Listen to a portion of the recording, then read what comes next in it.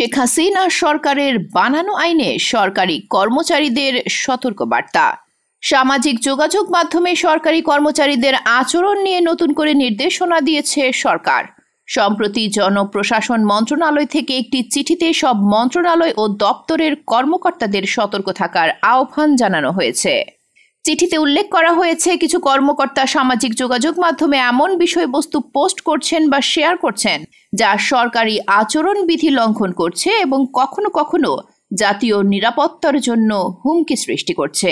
সরকারের নির্দেশনা অনুযায়ী সরকারি কর্মকর্তা কর্মচারীদের সরকারি প্রতিষ্ঠানে সামাজিক যোগাযোগ মাধ্যম ব্যবহার নির্দেশিকা 2019 অনুসরণ করতে বলা হয়েছে।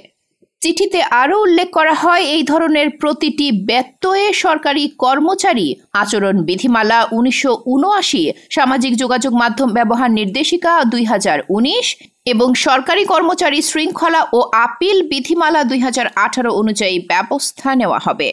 সরকারি কর্মচারীদের সামাজিক যোগাযোগ মাধ্যম ব্যবহারে এই নির্দেশনা অমান্য করলে বিগত আওয়ামী লীগ সরকার তৈরি 2018 ও 19 ধারা অনুযায়ী শাস্তি প্রদান করা হবে। আওয়ামী লীগ সরকারের তৈরি করা আইন বহাল রেখে অন্তর্বর্তী সরকারের সতর্কবার্তা বিষয়টি বিতর্কের সৃষ্টি করবে না তো?